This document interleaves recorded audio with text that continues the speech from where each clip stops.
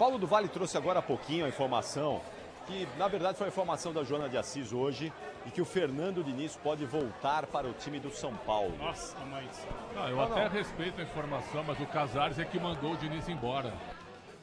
Só para lembrar, não sei se tu te lembra, o Diniz na época da pandemia, quando o Casares ganha a eleição, te lembra disso? Sim, sim. O Diniz era o técnico, líder do Campeonato Brasileiro, na virada do ano. Aí caiu na Copa do Brasil pro Grêmio, na semifinal, e perdeu o Campeonato Brasileiro pro Flamengo. Lembra disso? Foi, então, exatamente. O Casares vai trazer o Diniz de volta? Então... Acho difícil. Respeitando a informação da Joana. Da Joana. Eu acho que tudo é possível, viu? Esses presidentes de clube, eles fazem cada uma. Eu não me surpreenderia se o Diniz voltasse para o São Paulo, sinceramente. Agora, informação de bastidor. O que o Zubeldia fala, os jogadores não entendem mais. Aí a questão de atrasos de luvas, premiações, isso daí é uma outra conversa. Tô falando de campo, jogo, trabalho tático e tal. O que o Zubeldia pensa, ele não tá implantando mais no São Paulo. Mas os jogadores não estão ouvindo. Então, os jogadores estão derrubando o Zubeldia, é isso? Então, mas essa eventual volta do Fernando Diniz, não é que ele pode voltar mesmo, não podemos duvidar de nada no futebol. Para mim, se isso acontecer, tem dedo dos jogadores, tem o dedo do elenco. Porque o elenco chancelava o Fernando Diniz do São Paulo. E quando ele saiu do São Paulo, os jogadores não assinaram a demissão do Fernando Diniz. Não estavam jogando para ele. Pararam de correr por ele depois daquele episódio com o Tietchan. Então, não estavam jogando para ele, mas não queriam que ele saísse. Tinha o Daniel Alves também, estava no elenco. Tava. Então vamos Daniel Alves contextualizar. chancelava o Fernando Diniz. Vamos contextualizar. Quem que estava na época do Fernando? No segundo tempo de Ponte Preta e São Paulo, o São Paulo foi a não fazer. O São Paulo foi a não chegar. Sabe quando o cara... Eu tô aqui do teu lado, eu dou a bola aqui do outro lado, aqui, ó. Tá? Dá pra não chegar. O São Paulo foi a não chegar. Quem era da época do Fernando que tá aí? Caleri, Luciano, Alisson, Pablo Maia. O Alisson não, o Alisson tava no Grêmio ainda. Tava no Grêmio ainda? Então, depois. Pablo Maia tava na base. Tava na base. Depois. Arboleda tava. Só. Rafael não tava. Igor Vinícius tava.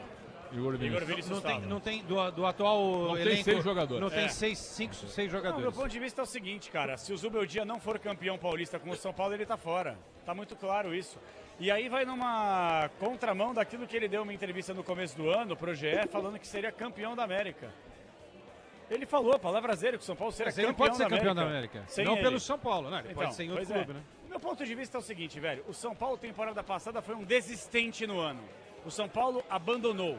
O perfil do elenco é de um elenco desistente, um elenco sem motivação, ainda mais vindo de uma diretoria que não está se relacionando bem. E isso aqui é informação. Mais uma vez, eu fico aqui à disposição para que Carlos Belmonte entre no ar, Júlio Casares possa entrar no ar, porque a informação é que nem mesmo a diretoria está falando a mesma língua. Há um distanciamento entre Casares e Belmonte hoje. E a gente gostaria muito de colocá-los no ar para que eles pudessem se manifestar publicamente. A grande verdade é, hoje no São Paulo, tá tudo errado. Olha, ontem conversando com o Marco Aurélio Cunha, que vai fazer parte do Jogo Aberto, né, na TV Bandeirantes, eu perguntei, doutor, o que o senhor acha do São Paulo atual? Frase curta e grossa dele, o São Paulo acabou. Ele está igual ao Corinthians, tomado pelo Clube Social, Capriotti. Palavra de Marco Aurélio Cunha. O São Paulo, infelizmente, a gente tem falado isso aqui constantemente, né? O São Paulo virou mais do mesmo. O São Paulo deixou de ser clube em que todos miravam, exemplo para todo mundo, e passou a ser mais do mesmo, né? Não, é um exemplo hoje. Não. O São Paulo ainda é um exemplo de como não gerir um clube de futebol. Porque é uma das piores gestões, para não falar a pior gestão do futebol brasileiro dos últimos anos. Agora, uma gestão temerária que quase duplicou a dívida, um clube antidemocrático, zero transparência, jogadores que não recebem, não há transparência por parte da direção com o torcedor. Qual é o ponto positivo dessa gestão Casares? Qual é? Qual o recado que você dá para o elenco? Você contrata os caras pagando mais de 2 milhões de reais por mês e fica 4 meses sem pagar os caras e não aparece em público pro mal, só aparece pro bem para ser pavão? Vai me desculpar. Agora, é importante a gente dizer, estou falando de uma parte jornalística de cobertura de clube, Capri. A mídia corintiana, ela fica muito em cima da informação de bastidor do Corinthians. A mídia corintiana é diferente. Isso não acontece com outros clubes. O São Paulo não está nessa situação ruim porque ontem fizeram uma grande K pontinhos, não. Isso daí vem de 10, 15, 20 anos. Sabia que tem uns perfis que estão em cima. O Agonia Tricolor. Agora. Não, faz tempo. Agora.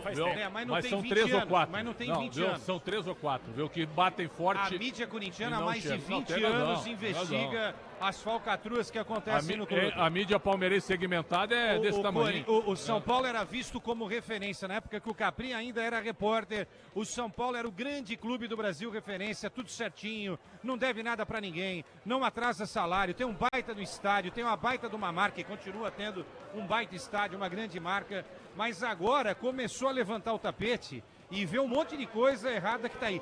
Ninguém há pouco tempo falou que o São Paulo tinha uma dívida de quase 1 bilhão ou até mais. A gente fala isso aqui há muito tempo. Não, você aqui, só a gente, mas eu tô falando.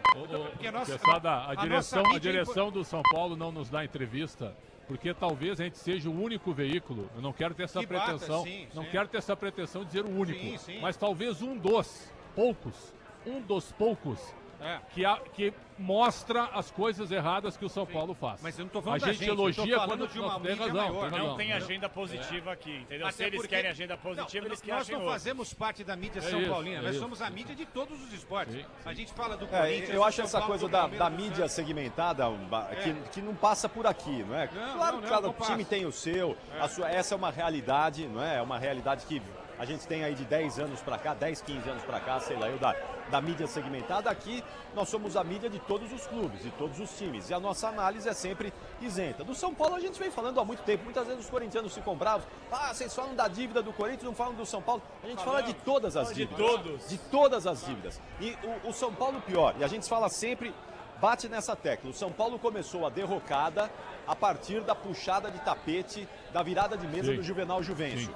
2010. Quando o Juvenal Juvencio virou a mesa para se perpetuar no poder. A partir daquele momento, o São Paulo deixou de ser modelo de gestão para ser mais do mesmo, que é o que todo clube faz, né? Ou pelo menos fazia. E a partir dali o São Paulo vem ladeira abaixo. A oposição acabou ali.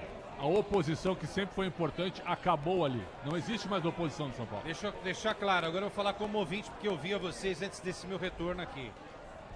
Aqui nessa mesa, que agora era um trio, agora é um quarteto, sempre se falou de todos os clubes com isenção, sem puxar sardinha para esse ou para aquele lado, com a informação precisa, análise crítica e cavocando aquilo que tem que cavocar. Quando a gente dá uma notícia ruim do clube, não é porque a gente queira dar notícia, é porque ela existe, a gente não inventa notícia. A gente gostaria de chegar aqui e falar, poxa, o São Paulo tem 1 bi de lucro, o Corinthians já não deve 2,4, o Corinthians tem 3 bilhões na carteira. Mas a gente tem que falar o que é verdade.